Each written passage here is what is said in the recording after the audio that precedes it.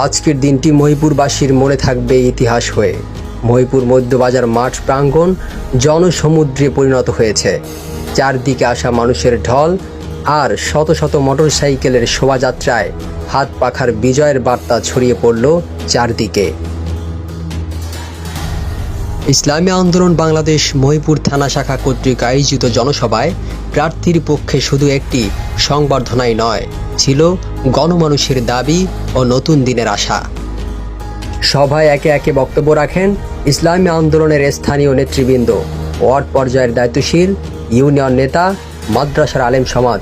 প্রত্যেকেই একই সুরে বলেন, এই সমাজের অন্যায়, দুর্নীতি ও মূল্যবোধের অবক্ষয়ের বিরুদ্ধে হাত পাখার প্রতীক হল বিকল্প শক্তি। হাত পাখা প্রতীকের প্রার্থী জনাব আলহাজ মুস্তাফিজুর রহমান, তিনি বলেন, আমি প্রার্থিতার জন্য নয়, দায়িত্ব পালনের নিয়তে রাজনীতিতে এসেছি।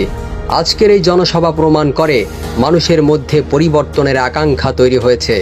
পিআর পদ্ধতির নির্বাচন চাই, যেন মানুষ তাদের মতামত সত্যিকার অর্থে দিতে পারে।